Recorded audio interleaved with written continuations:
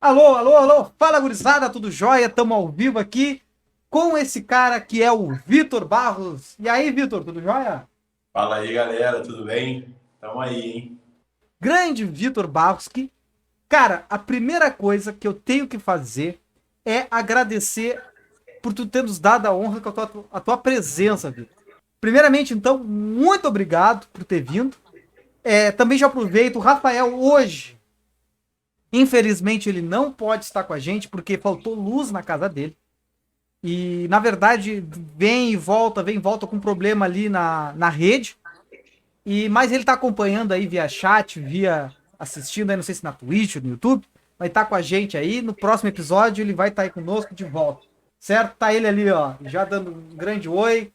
A Michelle ali também dando oi no chat. Olá, Michelle. E Vitor, muito obrigado por estar aqui conosco. Te apresenta aí quem é Victor Barros, o Victor Barros. Aí sim. Eu que agradeço a oportunidade, como eu já disse, eu gosto de você de graça, gosto de conversar com você, então estar aqui nesse podcast, falando com você aqui. Hoje eu espero que por umas 4, 5 horas. Então, peço pra galera já preparar a água aí, já preparar o que comer, porque a gente vai falar hoje aqui bastante sobre ciência de dados, que é um tema que eu tenho trabalhado bastante, inteligência artificial, sobre internet, sobre curso, sobre tudo esse mundo aí que está envolto nesse assunto. Então, hoje tem assunto aqui. Brigadão, Victor. E lembrando, né, a nossa live ela é transmitida principalmente no Twitch e YouTube, mas nós também aí transmitimos no Twitter e no Facebook ali. Então, aí disponibilizando para todos vocês aí estarem assistindo, participando no chat, perguntando. Nós temos nosso podcast interativo, que é o Rcast, né? Mas vamos lá então. Vitor Barros.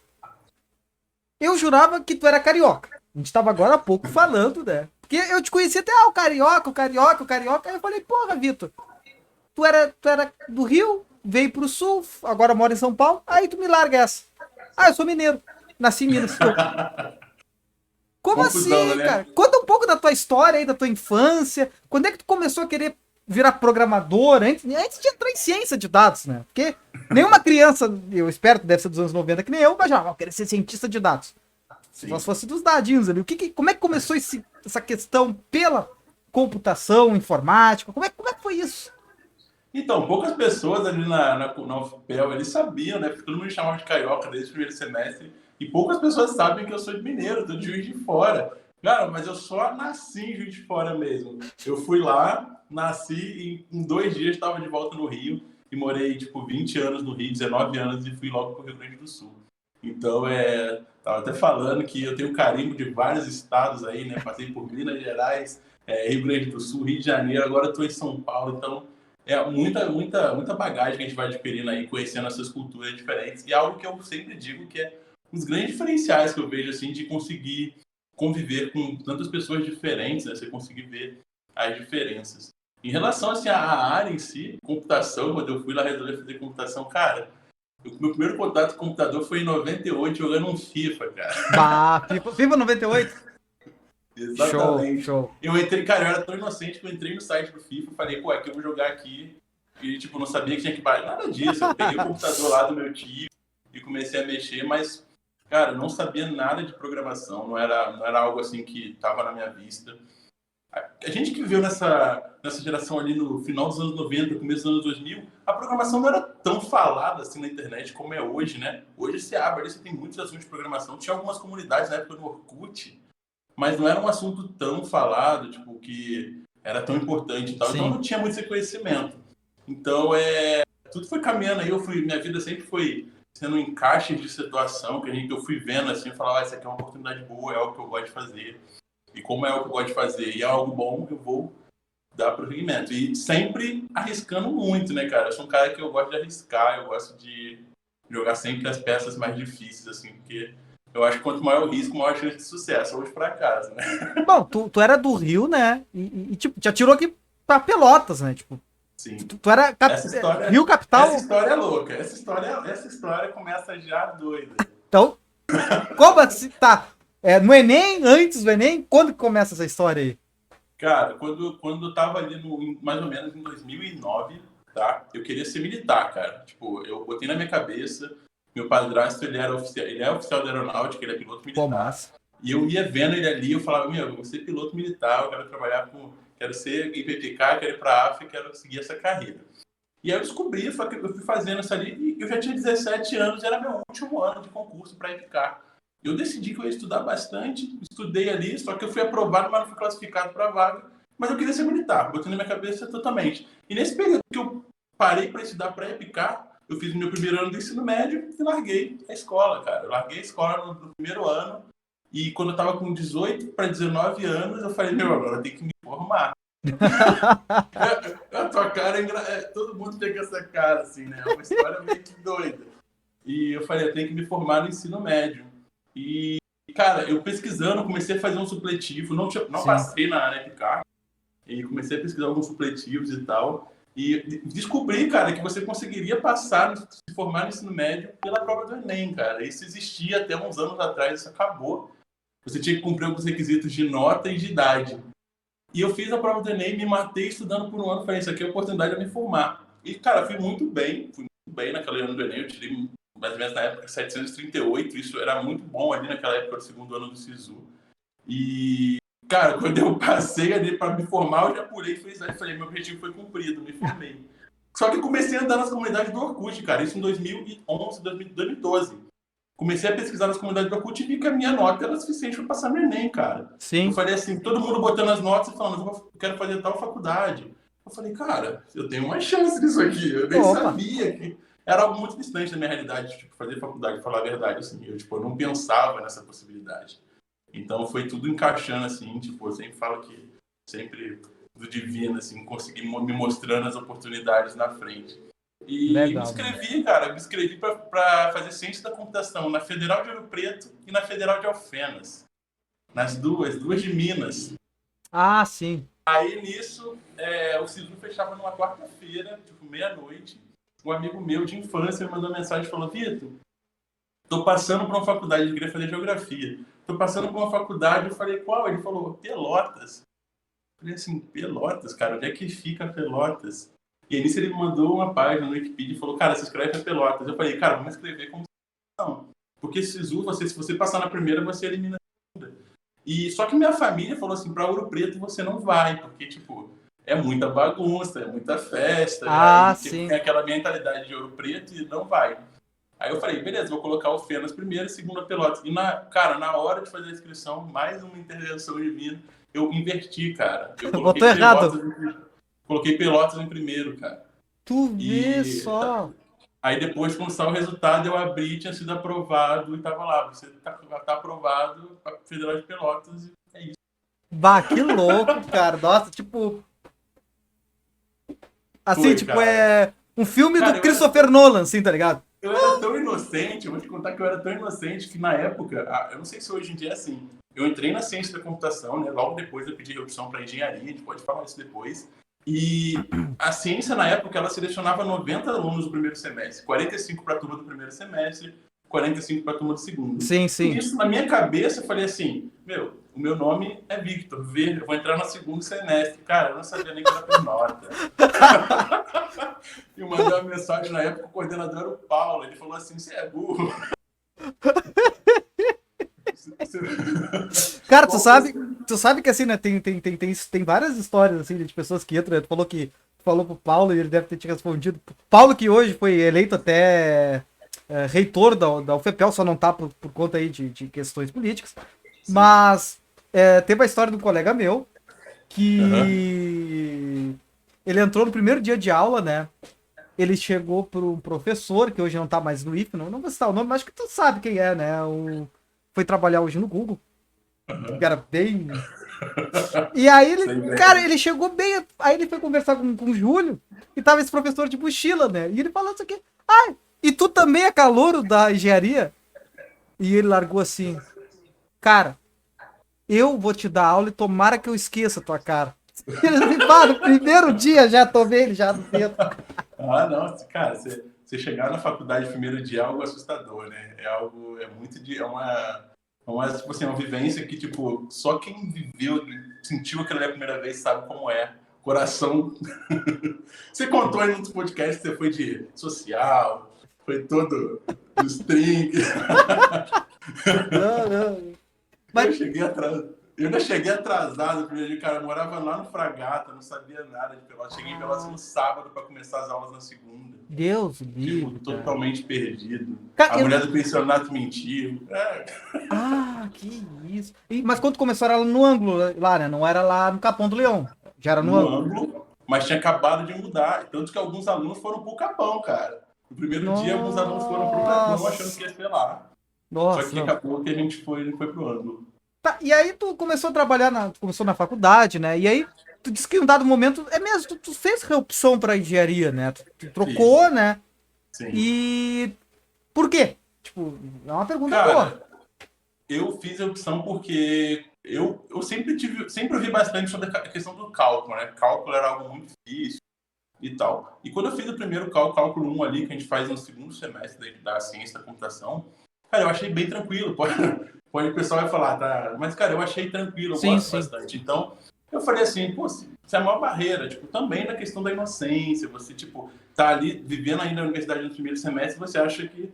Então, eu achei, não conhecia ainda sinais e controle, entendeu? Tipo, você achava que era aquilo. Então, eu falei assim, eu fui bem em cálculo, eu gosto de física, vou mudar para engenharia, porque Sim. as cadeiras mais difíceis da engenharia eu gosto. Então, eu mudei.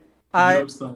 e não tinha sinais, ó, a Tamara tá dizendo sinais sistema SUSA, né?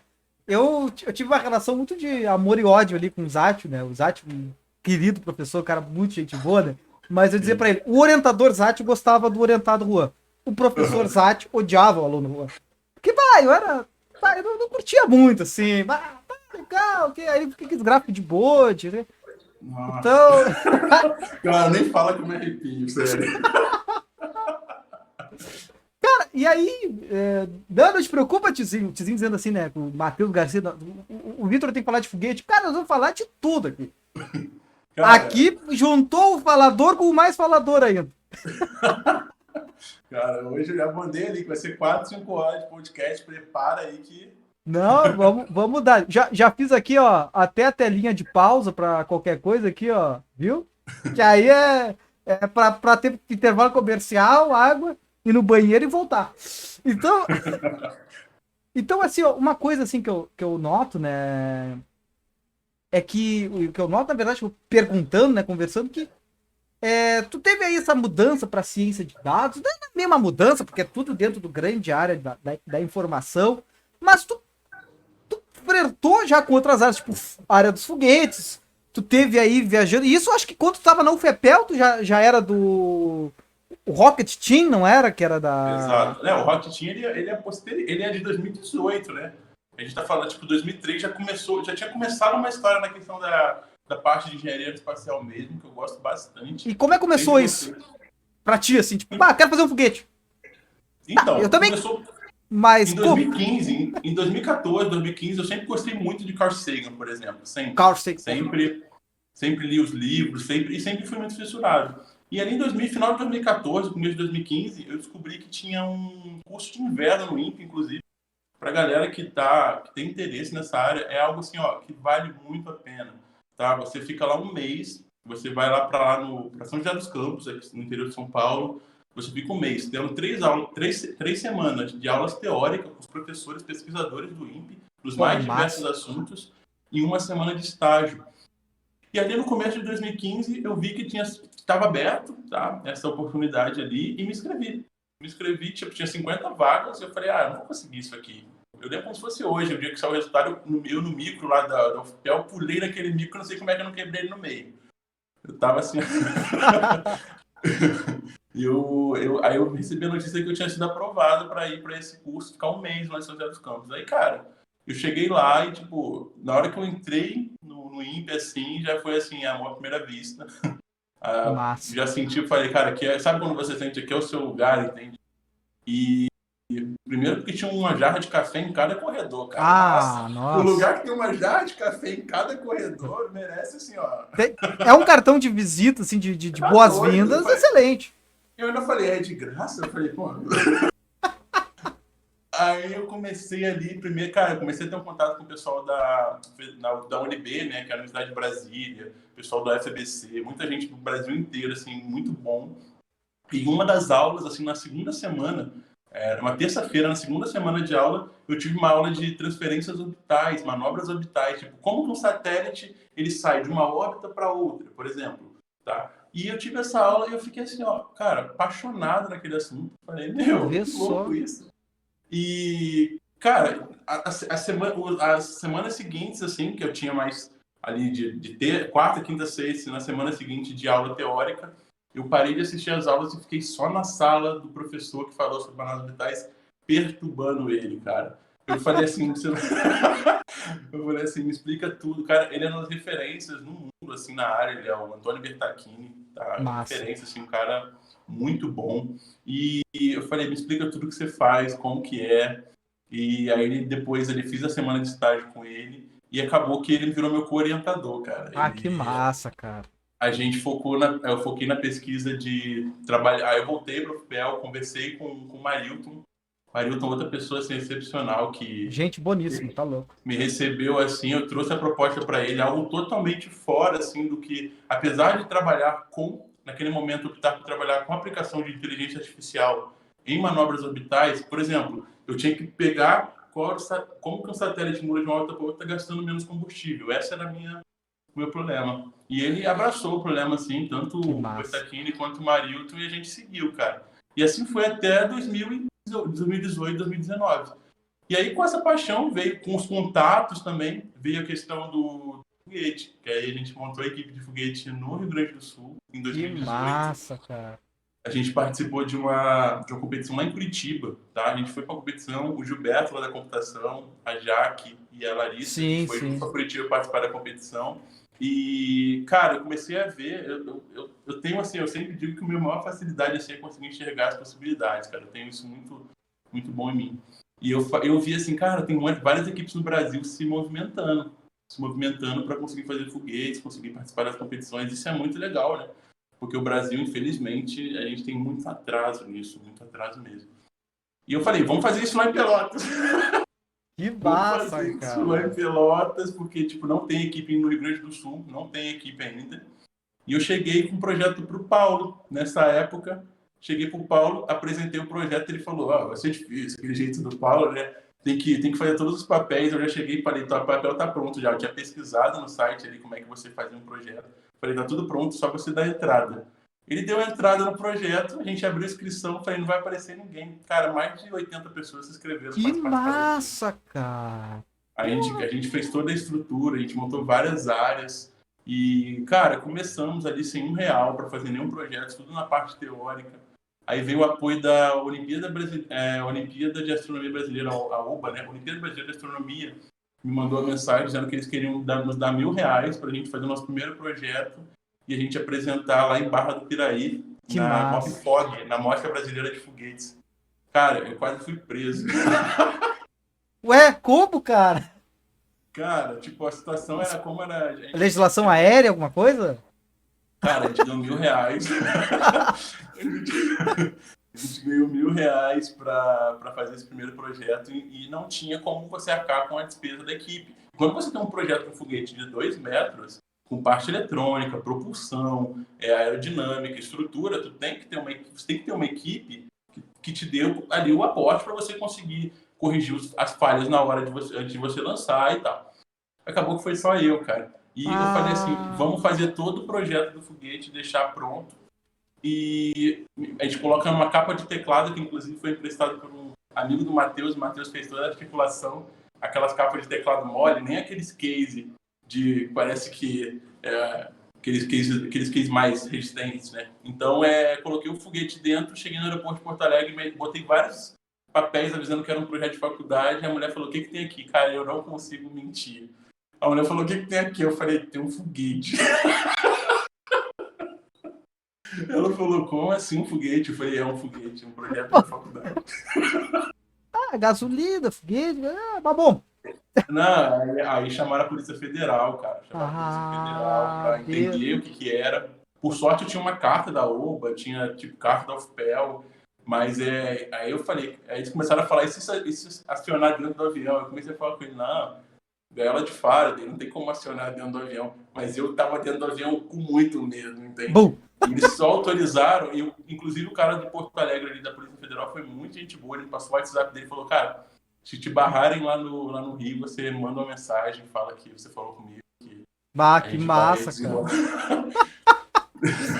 Então esse foi o nosso primeiro projeto, cara. A gente fez o teste estático do motor, deu certo, quase fui preso ali. Levamos pra Barra do Piraí, na hora de lançar deu errado. Deu errado o Bah. lançamento. O que E eu... acontece, né, cara? Projetos desse estilo, eles tendem a ter mais dificuldades. Então, deu um problema ali, tentei consertar, mas mesmo assim não deu. Mas foi muito bom, porque o foguete ficou muito legal, ele ficou bem particionado mesmo a questão das áreas, então a gente conseguiu apresentar para os alunos do ensino médio que estavam ali, a Mobfog era focada em alunos do ensino médio. Sim, sim. Então eles tiveram esse primeiro contato, foi uma experiência muito legal. Pô, que massa, cara. Pô, tá louco. É uma história assim, cara, que a gente podia fazer um podcast só sobre foguete. Mas assim, cara, pô, imagina, cara. Eu fico imaginando se tu chegar num avião, né? Cara, até eu vi ali a Larissa Mirelli Toni dizendo assim, eu quase fui preso nos Estados Unidos. Cara, nos Estados Unidos tu seria preso, cara. Óbvio. Não, ela quase, cara, ela passou por uma situação um pouco tempo depois, né? Que Sim. foi assim, ó, cara, ela foi daqui até os Estados Unidos, assim, ó, eu assustando ela, né? E é também no projeto dos foguetes ou... Também. Logo em seguida que a gente voltou da Mobfog, eu coloquei na cabeça, assim, comecei a cutucar a galera da equipe. A gente tem que participar da Spaceport America Cup, que é a maior competição do mundo de foguete. Massa. A gente tem que participar desse evento, porque ele vai ser um diferencial assim, pra gente. A gente vai ser a primeira equipe do Rio Grande do Sul a estar lá, entendeu? Na história. Só que a grande questão, dinheiro, cara. Sim. Você fazer um projeto para Spaceport, tipo, é uma exigência assim, muito grande. Tipo, são 3, 4 meses de envio de projetos quase que semanais, como que estão as etapas, a gente com pouca grana. E o Gilberto, que é um dos integrantes da equipe, Sim. Cara, ele conseguiu um patrocínio pra gente com a Decred, que é uma criptomoeda, cara. E ele postou na comunidade do Brasil, pedindo um auxílio, que a gente queria participar dessa competição. E do nada, cara, começou a aparecer gente da Rússia, dos Estados Unidos, de vários países do mundo doando criptomoeda pra gente, cara. Que massa, cara. E na época, eles doaram, no total foram 11 criptomoedas, tá? E aquilo ali, normalmente, na época, dava uns 6 mil reais, assim, dinheiro, 5, 6 mil reais. E, tipo, a gente daquele impasse, assim, vende, não vende, tipo, a gente tem que fazer o projeto, a gente tem que evoluir. Tipo, a gente tem que fazer tudo, a gente usinou a peça, a gente usinou o bocal do motor, a gente fez o motor, fez a estrutura. E era Bitcoin depois, na época? O Decred, ele é lastreado no Bitcoin. Isso foi um diferencial que eu vou explicar para você. Quando a gente ganhou 6 mil reais lá, os 11 Bitcoins, eu falei, 6 mil não dá. Só que a gente ficou assim, vamos vender, não vamos vender, o que a gente vai fazer? Eu falei, vamos analisar como é que funciona o mercado. Eu já estava trabalhando com ciência de dados focado em mercado financeiro, tá? Eu já estava fazendo os algoritmos. O Thiago Primo, professor da UFPEL, pô, também me recebeu ali, começou a ouvir tudo que eu pensava, começou a dar várias dicas, eu comecei a focar nisso. E quando surgiu a oportunidade da Decred, eu falei, agora é a oportunidade de colocar isso em prática. Sim. Não é no mercado financeiro, né? Criptomoedas, mas vamos tentar fazer isso aí. Tem suas correlações. Sim. Aí nisso eu falei, fomos entender como é que uma criptomoeda aumentava de valor. Nisso a gente começou a entender que, se a gente tem uma comunidade de desenvolvedores fortes, que estão, tipo, sempre trazendo melhorias, se a gente tem mais pessoas comprando, se o Bitcoin aumentar, cara, eu comecei a meter vários algoritmos, cara, para fazer, tipo, análise no Twitter, estavam falando bem da Decred, de sentimento. E, cara, a gente deu a sorte, tipo, isso foi assim, ó, intervenção divina mais uma vez. A gente pegou aquele primeiro salto do Bitcoin em 2018. Em 2 meses, a gente foi de 6 mil para 13 mil reais, cara. Em 2 meses. E isso nos possibilitou ir para os Estados Unidos. A gente fez o projeto e foi para os Estados Unidos. Que massa. A gente foi com 7 pessoas da equipe, tá? Aí foi cansativo. A gente desceu em Los Angeles, todo mundo com sono. Fomos para Las Cruces, no Novo México, onde era competição de carro, 17 horas de carro. Tipo, cansativo demais. Chegamos no projeto, assim, chegamos lá na competição, todo mundo assim, olhando o nosso projeto, que o nosso projeto, a área de mecânica, tinha inventado algo totalmente novo. Para a gente economizar dinheiro, né, porque a gente não tinha muito, Sim. Ele fez a parte da aerodinâmica das aletas no motor. Então, tipo, quando a gente chegou lá e todo mundo viu aquilo, falou, meu Deus, vocês fizeram isso aqui? mas como é que fica? Todo mundo ficou bem surpreso, assim, que, tipo, ninguém tinha visto aquilo. Então foi algo bem legal, assim, pra gente. E lá no aeroporto, no dia que a gente foi para os Estados Unidos, a Larissa, eu dei a mochila para ela, né, para ela usar. E na hora que ela foi embarcar, ela foi sorteada para passar por uma perícia. E na perícia encontraram vestígios de pólvora na mochila por causa dos testes que a gente fazia com o foguete. E aí ela foi lá para uma salinha, carimbaram a passagem dela, e eu já tinha visto, cara, eu pesquisei demais para tirar o visto, assim, tipo, Sim, tinha todo sim. passado por aquele processo. Isso na Eu ida ou vi na aquele volta? cara... Hã? Isso na ida ou na Isso na volta? ida, Na na ida. ida. Aí a gente veio para São Paulo, embarcou daqui para Nova York e depois para Los Angeles. E aí ela foi carimbada lá com um carimbinho verde. Aí eu falei, ih, isso aí é porque você tá proibida de entrar. Aí ela foi no avião, na viagem inteira, assim, quase chorando, falando, tô proibida. Aí chegou lá, eu falei, é mentira, você tá... Eles já viram que não tem nenhum problema. Ah, que sacanagem. Bullying. Então a gente, cara, foi uma experiência muito legal mesmo, assim, de viver aquele em outro país, né, cara? Tipo, o cônsul, cara, quando a gente contou, quando eu fui fazer o visto, eu falei pro cônsul, vocês estão indo fazer o que nos Estados Unidos? Eu falei, cara, a gente vai pra uma competição de foguete. Ele, vocês fazem foguete no Brasil, o cônsul americano, assim, né? Eu falei, sim, de cano PVC, porque o nosso foguete, a maioria é de cano PVC, cara. E o cara falou, e o cara ficou mais, me perguntando mais sobre questões do projeto do que sobre pra onde eu ia, o que eu fazia. O cara se interessou muito. Tipo, de segurança do país, dá, assim, né? A gente vai tirar o foguete depois Não. na Casa Branca, mas de resto tá tudo em casa. Não, o cara gostou demais. Ele falou, meu, que legal. Ele falou, ele fala assim, eu lá no. Eu falei assim, ele seja bem-vindo aos Estados Unidos. Eu falei, mas eu tô no Brasil. Eu não entendi, porque quando você ganha o visto, você já fala, seja bem-vindo aos Estados Unidos. Né? Massa, Eu massa. falei, foi aprovado? Ele falou, foi. Eu falei, Pode ir pro tio Sam. pode ir, porque ali é território americano já, tem toda a história. Né? E até uma coisa assim, né? Tipo, essa questão do foguete. Pô, é legal que conta um pouco da tua história, no sentido que tu tá sempre, tipo, não é uma pessoa que tá sempre no mesmo, né? Tipo, Não, abre, eu não gosto. quer a oportunidade, vê e, cara, vamos. Eu, E eu sim. acho isso muito. Pô, isso é demais, cara. É fantástico. E é show. E essa parte hoje que eu vejo trabalhando com ciência de dados, né? Que é o. Né, que é o foco da live. Nem começamos o assunto, nós estamos na apresentação do Vitor, né? Pra ver como vai, esse papo vai render, né? Também tu tá, tipo, tu tava lá trabalhando em São Paulo, né? Numa empresa, né? Que Sim. até eu achava que tu tava lá aí. E daqui a pouco, tu assim, pô, o Vitor tá fazendo conteúdo, cara. Que massa, que louco. Como é que foi essa transição, saída para São Paulo, para a empresa que tu estava trabalhando, até chegar nesse momento que tu, cara, vou produzir conteúdo digital? Como é que foi isso para ti, mano? Então, a gente tava ali em Pelotas, mais ou menos no começo de 2019 ainda, né? E eu tava, cara, eu botei na minha cabeça, eu falei, eu vou trabalhar com ciência de dados. Eu já estava trabalhando com isso fazia uns 2 anos ali, estudando, fazendo projetos. Eu decidi, eu falei, eu vou trabalhar com ciência de dados. E esse vai ser o meu foco. Então, ali em 2000, a gente já estava decidido também, eu tinha conversado com a Larissa, minha noiva, e a gente tinha decidido vir para São Paulo. Tá? A gente falou, não, vamos para São Paulo, tem muitas oportunidades, a gente pode crescer bastante. E devido às oportunidades, eu acho que lá é o melhor lugar para a gente começar, né? Tipo, dar esse pontapé inicial na carreira. Então eu comecei a pesquisar já oportunidades aqui em São Paulo, comecei a procurar empresas. E eu sou muito, Massa. cara, às vezes a Larissa até fala comigo assim, tipo, você é meio doido. Mas eu sou muito de direcionar para onde que eu vou, sabe? Tipo, eu olhei várias empresas no LinkedIn e comecei a pesquisar assim, pô, qual que eu gostaria de trabalhar? Qual que seria algo que seria bom, assim? E nisso eu achei, cara, pesquisando no LinkedIn, eu achei a GoFlux. Essa empresa que o Matheus está trabalhando hoje, né, que esteve aqui nos podcasts passados, e é uma empresa que trabalha com logística, trabalha com grandes players de logística, e aquilo me interessou demais. Primeiro porque a maioria dos algoritmos que a gente vê nas cadeiras de estrutura de dados são esses problemas, né? Se eu Massa. for parar para pensar. Então aquilo me interessou demais. Eu falei, meu, eu vou poder aplicar muita coisa legal, porque a gente tem muitos dados de rota, muitos dados de preço de frete, então vai ser uma experiência bem legal. Me candidatei para vaga e nisso, cara, quando eu abri ali, tinha 356 candidatos para vaga. Aí eu falei assim, eu nunca vou ser selecionado, tipo, aquela síndrome de impostor batendo, eu falei, eu nunca vou ser selecionado. Eu aqui no sul, o cara vai olhar e falar, tá brincando, não vai. E nisso foi o primeiro contato, uma entrevista pro pela internet mesmo, a gente fez uma call. E passei para a segunda, aí na segunda era presencial. E nisso eu falei, eu não vou poder ir presencial, tem como a gente fazer pela internet? E ninguém me respondeu. Eu falei, não consegui.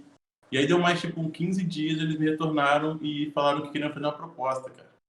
E aí me fizeram uma proposta, tava lá em Pelotas, uma segunda-feira, nunca vou esquecer esse dia. Tava lá num posto, lá no Fragata, enchendo com um amigo meu, e nisso chegou a notícia por e-mail que ia receber uma proposta para vir, para Que começar na massa. segunda. Para começar na segunda que vem, na outra segunda.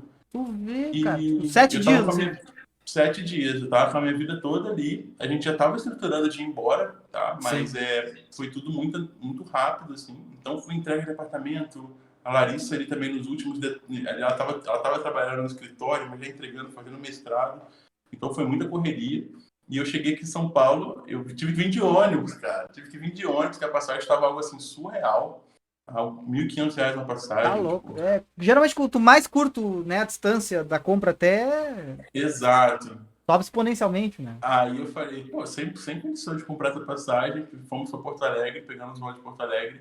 Chegamos em São Paulo, era tipo 10 horas da manhã do domingo para começar a trabalhar na segunda. Aí a Larissa falou, não, vai com calma, porque nessa semana eles vão apresentar a empresa para você, vai ser bem tranquilo. Cheguei na segunda-feira, Pau já tem 3 pegando. projetos para entregar, já tem uma reunião com o cliente de tarde, você tem que apresentar isso. Falei, eu não sei nem onde é que eu tô, não sei nem de onde que vem os dados. Tipo, tu tem que trocar a roda com o carro andando e vambora. Sim, cara, aqui em São Paulo tem muito essa questão assim de tudo muito rápido, sabe? É tudo muito rápido, é para ontem, você tem que fazer, e é isso. Então eu já cheguei na segunda, já assim, ó. E na época que eu entrei, a GoFlux tinha 4 funcionários, cara. Isso foi um dos motivos de eu ter escolhido a GoFlux também. Eu vi que era uma empresa pequena e muito potencial de crescimento. Isso é bom. Então, tipo, eu entrei ali, a gente ficava numa salinha com 4 pessoas minúsculas. Para um passar, o outro tinha que botar a cadeira bem próximo da mesa, porque não tinha como Aquela passar. E aí, esmagada cara, assim. exato. E aí eu comecei, cara. Eu comecei na segunda, terça, aplicando tudo aquilo que eu vim estudando. E, cara, fui evoluindo, fui fazendo cada vez entrega, o pessoal, os clientes mandando feedback positivo. Cara, eu fui evoluindo. E aí, com 1 ano de empresa, eu me tornei gerente da área de dados, cara, na empresa, por causa acredito que por causa dessas entregas, por causa dos feedbacks que eu dava ali no sentido de, pô, vamos fazer isso, essa aplicação. Eu sempre sou esse cara que sempre vou intervir nesse sentido, entende? Pô, eu acho que aqui a gente pode fazer isso para melhorar, vamos aplicar isso aqui. Eu gosto muito de estudar, né, cara? Isso é algo É que bom. eu tenho algo de pelo menos umas 2, 3 horas por dia. Há muitos anos, gosto demais. Então, eu sempre estou vendo algo novo e estou sempre aplicando. E eu fui crescendo, cara. E aí, trabalhando no GoFlux, eu decidi que eu devia tomar um caminho diferente, cara. Tipo, na hora que eu mudei para cargo de gerência, eu fiquei mais 2, 3 meses e pedi para sair, pedi demissão. Pedi demissão da GoFlux, falei que eu queria seguir outros objetivos. Na verdade, cara, eu vou ser bem sincero aqui no podcast, tá? Pode esperar isso sempre de mim. Eu comecei a ver que primeira área de dados estava crescendo demais, tá? Sim. Estava crescendo demais e que as pessoas estavam... poucas pessoas estavam vendo isso, entende? Que tinha essa questão da importância dos dados, mas isso é algo que as pessoas não estão enxergando. Eu acredito, cara, que independente da profissão, independente da área que você atua, você vai ter que saber dados, entende? Esse vai ser o diferencial na sua carreira, independente da sua área. Se você é advogado, se você trabalha na área de marketing, se você trabalha com vendas, não importa. O diferencial vai ser você saber dados. Eu comecei a enxergar isso. Comecei a enxergar tipo, as consultorias que estavam se abrindo. E nisso eu saí da GoFlux. E sempre com aquele medinho ainda atrás, assim, aquele pezinho atrás, eu recebi uma outra proposta de uma outra empresa para ir trabalhar lá com eles. E aí eu fui e falei assim, vou testar, vou ver se o problema sou eu mesmo. Fui trabalhar nessa empresa, cara, deu 3 meses. No dia que venceu o meu período de experiência, eu mandei mensagem dizendo que eu queria pedir demissão. E aí eu foquei totalmente, abri minha consultoria própria de trabalhando com dados de inteligência artificial. E hoje eu atendo as empresas mesmo que estão procurando mesmo crescer com essa parte de dados, enxergam, fica aquela pulga atrás da orelha de, meu, tem algo que acontecendo, esses dados que estão sendo gerados são importantes e eu estou perdendo alguma coisa. Sim. Então eu abri a consultoria e comecei a atender clientes e recebo cada dia mais mensagens e foquei na produção de conteúdo também na internet. Né? Para unir as duas coisas, mostrar para as pessoas essa nova área que está surgindo e, ao mesmo tempo, ajudar as empresas que estão querendo entrar também nesse mundo. E sabe que até não tava ligado, tu trabalha com essa parte de consultoria, né? Tipo, que as empresas te procuram, né? Como é que foi, assim, até para essa inserção como consultor na área de dados? Tu foi até as empresas? Como é que é essa? Porque, assim, tipo, que nem tu falou, é uma área que, cara, dados não se implica só numa área de desenvolvimento. Tu entender os dados, tu pode ter, sei lá, daqui a pouco uma mecânica lá que, cara, tem dados sendo gerados lá também. E dados Sim. são gerados em todos os lugares. Então, como é que foi isso? Assim, como é que tu mostra nas empresas, tu tem já um roteiro de apresentação, de identificação, porque como isso também tu não viu nas empresas que as pessoas muitas vezes valorizavam isso, tem muita gente que não sabe da importância da Sim. ciência de dados. Como é que é esse processo de tu chegar no cliente ou o cliente chegar em ti hoje, como consultor? Cara, eu sempre digo que o grande diferencial para ter essa visão assim de como chegar no cliente, como mostrar, eu acredito muito na questão da criar demanda, tá? Eu acredito muito nisso, que você cria demandas e você mostra que aquilo é importante. Foi os anos ali de experiência trabalhando e todo dia tendo que fazer uma apresentação, por exemplo, para um cliente sobre uma área de inteligência artificial, que você tem que explicar aquilo de uma forma simples, porque ele possa entender, não muito técnica. Então, isso foi facilitando o meu aprendizado no dia após dia. Como que eu lido com isso? Como que eu mostro para ele essa demanda, que tipo, isso é importante. E aí, à medida que eu fui melhorando essa minha parte, entendendo sobre o negócio, entendendo como atingir o cliente, eu optei por não utilizar as técnicas tradicionais que você pega um cliente, né? Eu fui totalmente para a questão do que a gente chama de tráfego, que a gente a partir da criação da demanda através de, por exemplo, de vídeos, de imagens, de textos, você coloca na cara dele, no momento que ele está no Google, no momento que ele está no YouTube, você coloca na cara dele que ele está tendo uma perda por não fazer aquilo, entende? Então você cria técnicas, tem técnicas para você criar isso nele e a partir disso você criar a demanda. Então, nesse meio digital, cara, a gente de Goiânia Larissa, assim, porque a Larissa é uma peça fundamental nisso, tá? A gente sempre vai criando estratégias para, no meio digital, botar na cara dele que ele precisa focar nisso. Então, a gente tem cada vez mais retorno do cliente, a gente recebe mensagem, esses dias eu recebi mensagem, isso foi brincadeira, né? A pessoa dizendo que como que faz para predizer o futuro amoroso, sabe? Tipo, eu acho que deve ter caído no João Bidu lá no site do João Bidu, então. Mas a gente recebe muitas empresas, caras, que elas mandam mensagem, tipo assim, eu tô perdendo alguma coisa, eu quero entrar nesse mundo. E outra coisa que eu vejo que é muito importante é as empresas, a gente está vivendo numa era que tem muitas startups, né?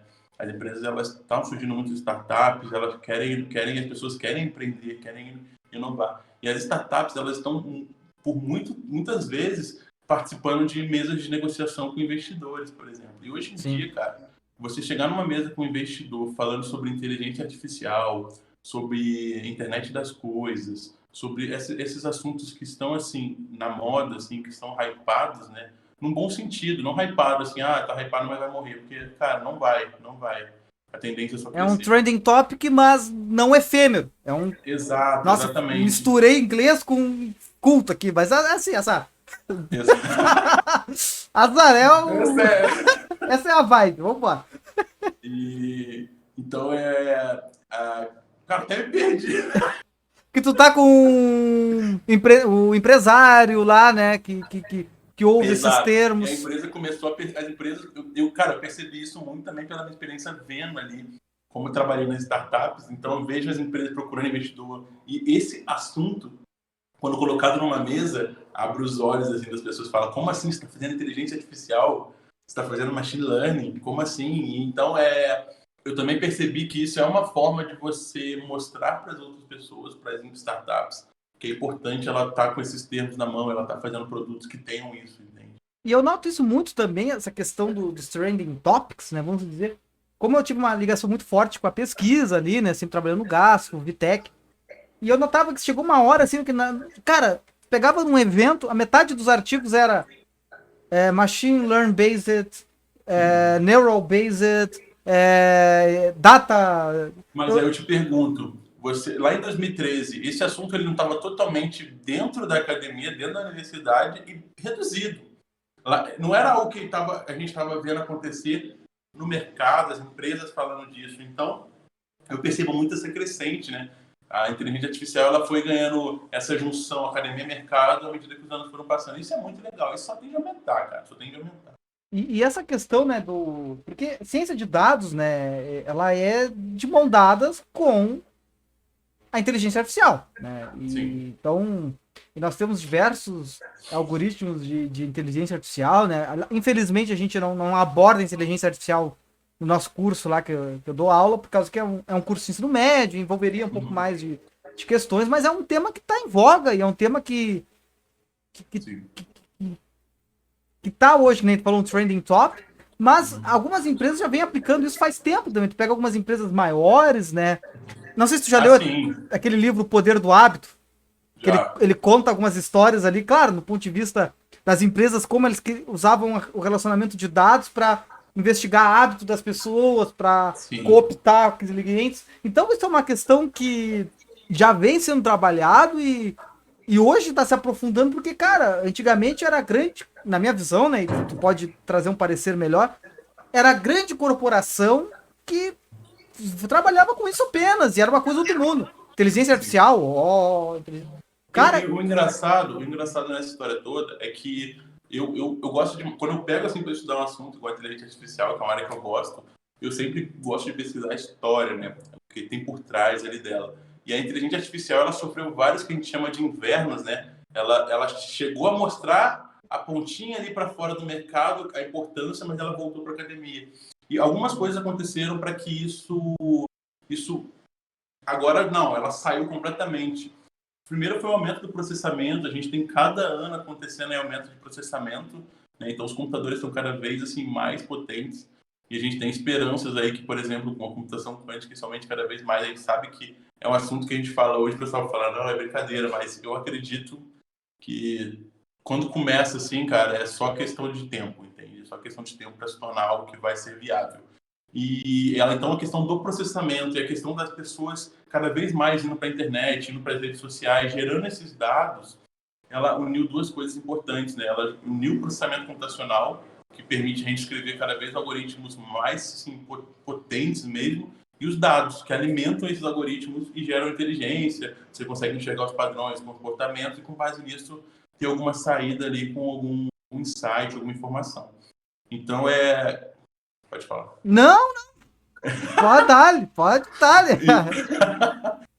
Então, eu vejo que essa junção aí do aumento do poder de processamento, esse aumento da geração dos dados, esse aumento do interesse, ele tem tornado assim, a inteligência artificial algo totalmente viável e algo que eu acredito que vai ser assim, algo que vai ser nossa próxima grande era, assim, vai ser essa mesmo. Até essa área da informação, né? Até como tu falou, tu gosta de ler isso tudo um pouco também. Até muito tratado, né? Claro, de uma forma um pouco distópica ali, pelo Yuval Noah Harari, né? No Homo Deus, né? Mas assim, isso é outra discussão, né? Porque é uma loucura. Até é legal que ele mesmo fala assim, que tipo, cara, eu tô falando isso, mas não quer dizer que eu acredito que vai acontecer isso, mas mas é legal que, tipo, pô, pessoas que estão não somente dentro da informática, mas caras um filósofo que nem ele. Cara, tá certo que o cara é um gênio, né? O cara tem uma mentalidade absurda, né? O cara, tipo, pô, isso vai mudar o curso da humanidade. Isso talvez não seja só um ponto de inflexão na informação, na informática, mas pode ser um ponto de inflexão nas relações humanas. Porque vai abranger várias áreas, né? Porque hoje, se eu compro algo, eu penso isso, cara. Se eu vou lá e compro algo, é porque eu queria comprar. Talvez eu quisesse. Mas será que isso não foi plantado em mim? Não tem um pouco disso, tipo... Cara, às vezes eu tô aqui, né? Tá. Agora eu tô pensando que eu tô com essa cadeira assassina aqui, né? Porque ela cai 100% pra trás, ó. E aí eu tava assim, tem que comprar uma cadeira... Aí eu perguntei pro Rafa, né? Que hoje, infelizmente, pra quem não tá aqui, não sabe, o Rafael não pôde estar aqui com a gente porque tá sem luz na casa dele, tá saindo e voltando, mas próximo podcast ele tá de volta. Mas eu perguntei pra ele, cara, precisa de um modelo de cadeira gamer, né? Agora pegar um dinheirinho, comprar uma cadeira. E, cara, E aí eu Começou a notei que aparecer um monte. eu tava com uma vontadezinha. Cara, agora eu sou assim, meu, eu preciso comprar essa cadeira. Aí assim, não, calma, calma, calma, vamos lá. Mas eu acredito que é mais uma junção de. Inclusive, eu estava conversando esses dias isso com o Matheus. Eu acredito que seja a inteligência no questão dos algoritmos que são gerados hoje por essas grandes empresas. Pô, eles têm muitos dados, né, cara? Então, eu acho que uma questão assim, às vezes você está fazendo um podcast, você está ali sendo professor, eles conseguem entender que é importante que você tenha uma cadeira, entende? Então, são vários pontos que são unidos e eles vão começar a te mostrar isso. As pessoas às vezes falam, tá me ouvindo, o celular tá me ouvindo. Só que às vezes o rastro que você deixou na internet com vários outros tipos de pesquisa levam aqui, entendeu? E os algoritmos hoje são capazes de enxergar esse tipo de coisa. É bem interessante. Essa correlação, né? Sempre tem aquela história, né? Que pra mim é a história. Que foi acho que uma das primeiras que eu escutei sobre ciência de dados, que foi com o Pila, até, se eu não me engano. Ele contando sobre a questão das fraldas e cervejas, né? Que é a história Sim, lá, né? Que, não sei se é real ou não, é não. real. É real? É. Que, tipo, os caras botaram, aproximaram as fraldas da cerveja e, tipo, vendeu mais cerveja porque os pais, quando ficavam com os filhos, né? Tipo, para as mães Sim. saírem, já que eu vou ficar, vou tomar uma cerveja. E, cara, tipo, como assim, mano? Entende? Então, E tem a questão, tem a história do Target, né? Que você falou do poder do hábito, que é a história que é contada lá no livro. da mulher Que, da mulher quer ter filho. grávida, que é que o pai começaram a mandar mensagem da empresa para ela sugerindo utensílios ali para a criança que ia nascer. E o pai viu a mensagem falando: vocês estão doidos? Foi lá, gritou com o gerente, falou: vocês estão doidos, minha filha não está grávida. Aí logo depois o gerente entrou em contato com a empresa para pedir desculpa. O pai falou assim: eu tenho que pedir desculpa, minha filha realmente está grávida. Cara, Com base em tudo que tipo estava acontecendo em pesquisas ali por trás. não, e é legal que isso daí, né? Eu conto pras pessoas, cara, eu fico apavorado, assim, cara. Porque assim, ó, tipo, se a pessoa. Cara, eu vejo uma pessoa. Tô olhando aqui, eu moro perto do Cruz. Aí que numa loja, sei lá. Aí eu olho assim, que aquele lá tá com fralda, carrinho de bebê, vai ter filho. Beleza, porque eu tenho, né? Sim. Olha o cara com carrinho de bebê. Ah, ele comprou um cachorro. Não, né? Eu tenho um mínimo. Só que, cara, ali a ideia deles, como era cooptar, tipo, é mudanças, sei lá, em vez de comprar 2 sabonetes, comprou 3 e um pote de margarina a mais, tem um filho. É porque são muitas pessoas, né? Imagina, por exemplo, você tá. O exemplo que você deu é muito bom. Você tá olhando da sua janela e você vê um caso, mas o algoritmo ele tá vendo muitos casos e ele tá conseguindo enxergar a relação entre todos eles. Então, assim, E é estatístico, né? exato, ele está vendo a questão, isso muito pela questão do processamento, da capacidade de processar essa grande quantidade de dados. Então, você está olhando uma pessoa, o algoritmo está olhando o mundo inteiro. Se você pegar empresas grandes como o Google, o Facebook, está olhando tudo. Então, ele consegue fazer uma ligação de você com o cara lá no Uzbequistão. Tipo, na Rússia. Ele fala, Sim. pô, o cara lá da Rússia gostou disso aqui, eu acho que o Juan lá no Brasil vai gostar também. Pois é. Não, é isso, tipo. E uma coisa que eu falo para as pessoas, assim, né? Porque eu gosto de ver alguns vídeos de redes neurais, coisas. Tem uns que são bem didáticos, assim, que eu gosto até. Às vezes, seguido, eu tô vendo vídeo no YouTube com meus pais ou com a minha esposa. E às vezes surge aquela pergunta, né?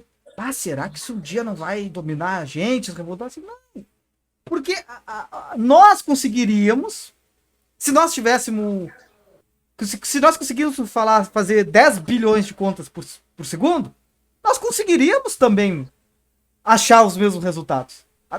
Teoricamente, né? Talvez agora com computação quântica a gente entre aí em processos não determinísticos, etc. Barará.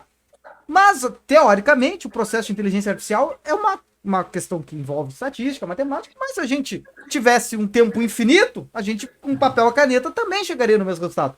Só que a gente nunca vai chegar, porque a gente precisaria milhões de nós com milhões de anos para chegar no resultado que um computador faria. Exatamente. E aí entra a questão desse processamento, que foi uma das causas dos invernos anteriormente da inteligência artificial e agora é o crescimento dela. Então, e essa questão quando a gente vai falar em superinteligência artificial, né, que inclusive tem um livro que eu recomendo para todo mundo que vai no meu Instagram e pede livros, e que é um livro assim, ele começa a contar realmente sobre como que vai ser com a superinteligência artificial, essa inteligência que, por exemplo, hoje quando você pensa em inteligência artificial, ela é focada em determinados problemas. Por exemplo, Você quer jogar xadrez, você faz uma inteligência artificial focada naquilo. Um outro problema, focada naquilo. Uma super inteligência artificial, ela parte da ideia dela resolver qualquer problema, entende? Tipo, ela entender qualquer coisa e com base nesse entendimento que ela tem, ela conseguir propor uma solução. Então, esse é um caminho, assim, ó, que eu acredito mesmo que a gente vai chegar, entende? Com o aumento com agora crescente da computação quântica, se realmente se tornar uma área viável no sentido de mercado, né? Porque hoje em dia você não tem capacidade de comprar um computador quântico, né? Só o Google tem, a IBM, Sim. mas então eu costumo dizer que eu acredito que em 20 anos a gente não vai nem reconhecer o mundo como é hoje, cara. Eu acho mesmo assim. Porque Eu te- até uma questão, né? Desculpa, te cortei, né? É uma questão que, a partir do momento que tem uma inteligência artificial, né? E essa questão a gente pode ter uma discussão, e é uma discussão ampla, né? Sobre a super inteligência artificial. Mas, e aí já trazendo um pontinho da filosofia, né? Como essa questão, que é a questão de, tipo, cara, se a máquina conseguiu um dia transcender, assim, imaginar, vamos supor que seja possível, não? Aí, assim, porque se a gente não consegue nem calcular o que ela calcula, mas ela está circunscrita naquilo que a gente imagina. Se ela imaginar algo,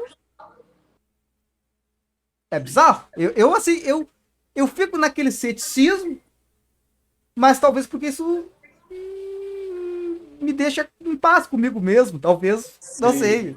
mas é por isso que eu digo que a evolução da inteligência artificial ela requer que várias áreas diferentes comecem a conversar, sabe? Eu digo várias áreas assim no sentido direito, legislação, filosofia, psicologia, tecnologia.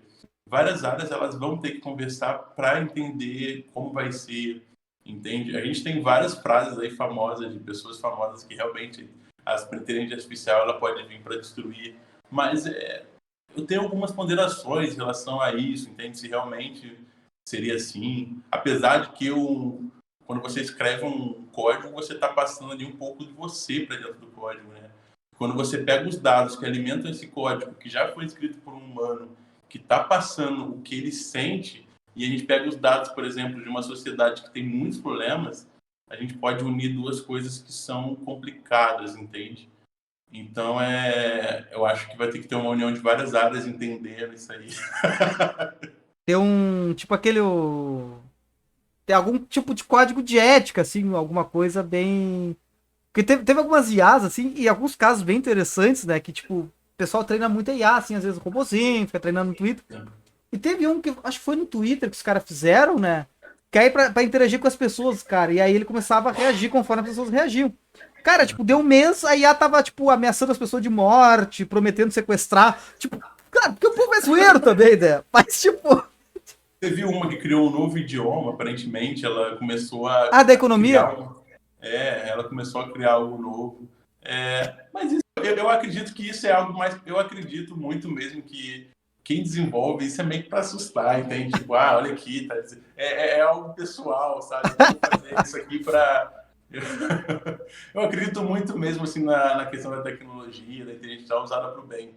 Eu acredito que uma inteligência artificial, as pessoas também levantam muito a tecla também de a inteligência artificial ela vai vir para acabar com empregos, ela vai acabar com... Eu acredito que a humanidade, pode ser um lado assim utópico meu, muita gente Sim. pode falar assim, você está viajando, mas eu acredito que o ser humano, à medida que a gente consiga tirar essas tarefas automatizadas da mão do ser humano, o ser humano vai conseguir evoluir em outras áreas, sabe? Áreas artísticas, áreas que hoje a gente, infelizmente, por causa da correria de ter que fazer muitas coisas, a gente não consegue focar. Então eu prefiro pensar dessa forma. Ser um desafogo ao ser humano. Exato, exatamente. E sem contar, né, uma das partes muito bonitas que eu acho da inteligência artificial, né, que de todas que são fenomenais, principalmente as partes, tipo, pesquisas que a gente vê com saúde, né, tipo, eu me lembro que tinha pesquisas do pessoal tentando antecipar ou antever doenças tipo Alzheimer, olhando, não sei se a tomografia do cérebro, ou ressonância, não sei os termos ao certo. Então tem uma questão aí também que, porra, cara, imagina a gente conseguir um mal que hoje, cara, é rico, é pobre, cara, Alzheimer bateu, tu pode tentar postergar um pouquinho, mas não tem solução hoje. E tu conseguir trazer uma solução para algo do gênero, conseguir identificar muito antes para talvez pelo menos dar uma qualidade de vida a mais para as pessoas, pô, é um benefício muito grande. Eu Na, queria. na própria questão da Covid, né? Tipo, os grandes responsáveis aí pelos medicamentos de questão da vacina mesmo, que estão produzindo a vacina no mundo, eles utilizam muita inteligência artificial para simulação com base nas drogas que são conhecidas hoje, as drogas nos casos dos medicamentos, né? Elas são todos esses medicamentos que a gente conhece, eles passam por simulação de inteligência artificial e com base em várias combinações, várias possibilidades, se usa para conseguir, por exemplo, chegar numa vacina para Covid, entende? Com base nisso, você consegue, por exemplo, com a radiografia do pulmão de uma pessoa, você consegue, com base em muitas outras radiografias, você consegue detectar se ela está com o pulmão comprometido ou não, entende? Aí você fala, beleza, mas isso tem a visão do médico, mas um médico, para atender a quantidade de pessoas que a gente está vendo hoje demandada, a situação está bem crítica, né? Então a gente ter algo que às vezes te dá ali rápido, ali, uma pessoa olhando, dando resultados mais rápidos, isso favorece demais. Não ter essa necessidade desse olhar clínico, né? E agora, né, viu que a gente tá conversando sobre bastante, né? Estamos entrando no assunto, né? Estamos na introdução do assunto. Mas assim, né? A ciência de dados está dentro da inteligência artificial, mas a inteligência artificial talvez não se resuma à ciência de dados. Qual é a diferença? No que elas se assemelham e no que se distingue, assim, ó? Por exemplo, um cara que é... Cara, eu sou um cara da IA, sei lá. Pô, não, né? Mas assim, aí tu assim, não, eu sou um cientista de dados. Qual é a diferença, assim? Qual é Claro, tu pode dizer assim, o cientista de dados é o cara que trabalha com IA com dados. Aí, tá, beleza, acabou o podcast, mas... qual é a diferença, assim, tipo... quais técnicas, talvez, da inteligência artificial tradicional, ou que talvez, às vezes, não casa tão bem com ciência de dados, quais que casam melhor? Sim. Eu costumo dizer, a ciência de dados, ela se assemelha muito com a estatística, né? Porque um estatístico, por exemplo, e muitas vezes ele pode ficar assim, não, cientista de dados, eu sou um cientista de dados, então, porque nada mais é do que você usar a estatística. Mas aquele cereja do bolo da ciência de dados, ela está no caso estatístico, em muitos casos, infelizmente, não tem, é na questão da programação e no uso da inteligência artificial para você construir esses modelos que vão predizer alguma coisa com muitos dados, né? A gente, por exemplo, a gente pode... muitas pessoas me perguntam assim, eu posso me tornar cientista de dados usando Excel? Não é escalável, porque pela quantidade de dados que está sendo gerado assim todo dia, o Excel ele não dá conta, então você já tem que partir para uma linguagem de programação, algo que seja robusto o suficiente para aguentar essa quantidade de dados. Pensando na inteligência artificial, eu vejo como algo assim maior, sabe? A inteligência artificial, eu vejo ela como abarcada em diversos campos. Até quando a gente pensa assim no conceito mesmo da inteligência artificial, quando a gente pensa na questão do estudo do ambiente, o ambiente que está, pode ser um robô, pode ser, não importa.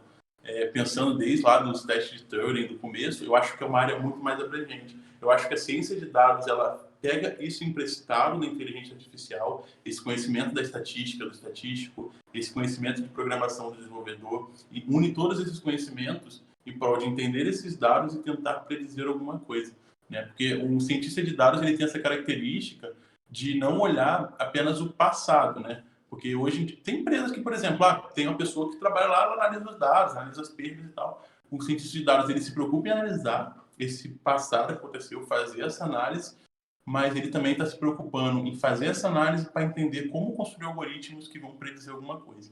Então, eu diria que a inteligência artificial ela é mais ampla, ela é algo maior, e a gente pega elementos dela para compor o ramo da ciência de dados.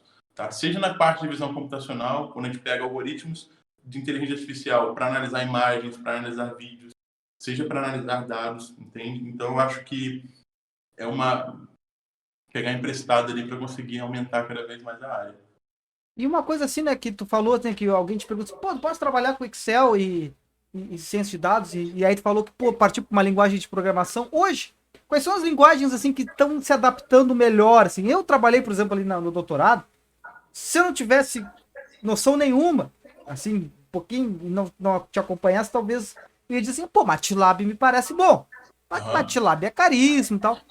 O que o pessoal, assim, vem usando mais? É Python, Java, C, obviamente, eu acho que não, porque tá... Então, O pessoal vem usando, assim?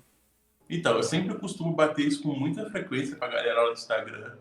Cara, eu só tenho apego a duas coisas: a Deus e ao Vasco.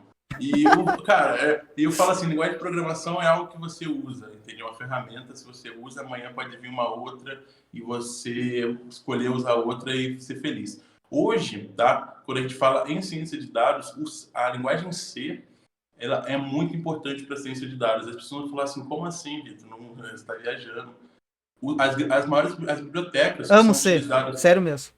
as bibliotecas que elas são utilizadas pelos desenvolvedores que estão ali na ponta trabalhando com Python, que é uma linguagem de mais alto nível, facilita demais o desenvolvimento.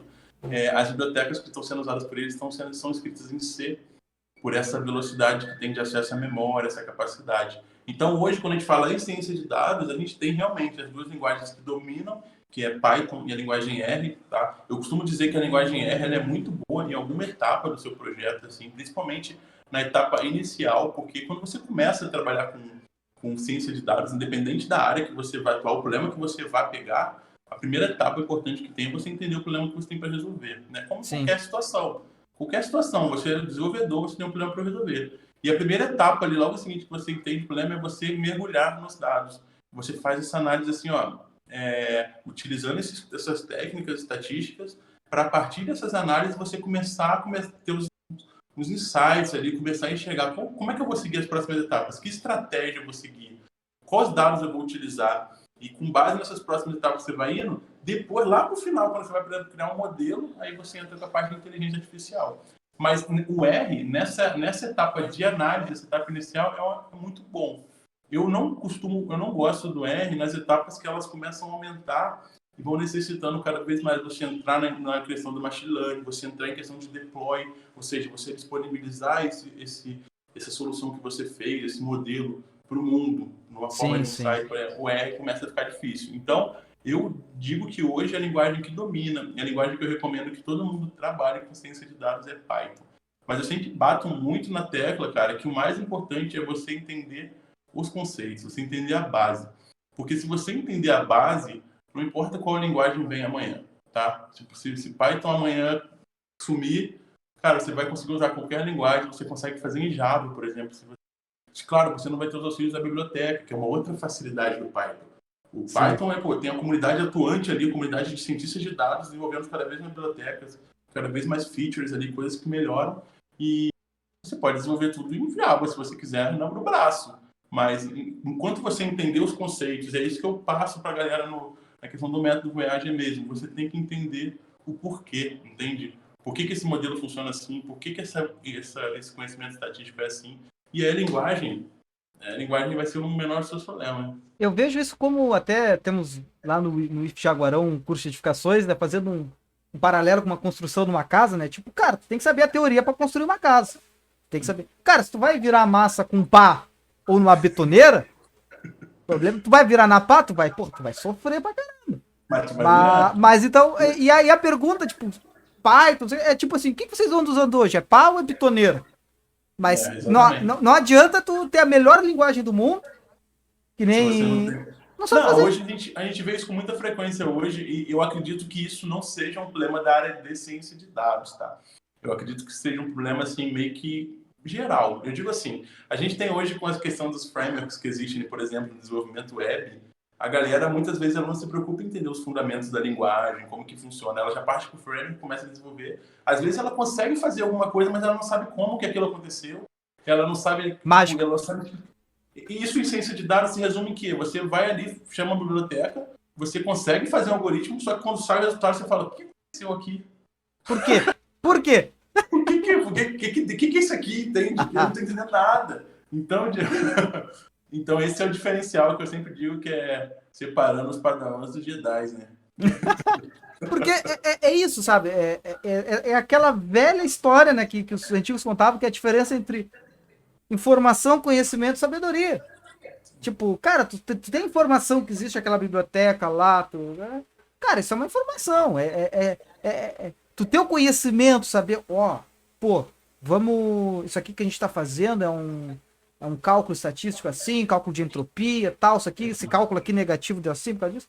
Cara, sabedoria vai fazer o cara, tipo, perder muito menos tempo programando, porque o cara já vai ter os atalhos e tal. Sim. E a mesma, é a metáfora, né, pra quem não é da área, né, tipo, do cara que sabia que, tipo, a informação, o cara sabia que o tomate é uma fruta, conhecimento é o cara saber que, pô, tomate é uma fruta, porque, né, nasce na árvore assim, sabe? E a sabedoria é tu saber que o tomate é uma fruta, saber por que o tomate é uma fruta e não colocar na salada de fruta. Então esse paralelo, né? Que Exato. hoje as pessoas não querem estudar, infelizmente. Não é que as pessoas não querem, mas a facilidade, eu acho, de acesso à informação faz a gente querer as coisas muito rápido. E eu digo isso por mim, começando. Então, pô, sentar.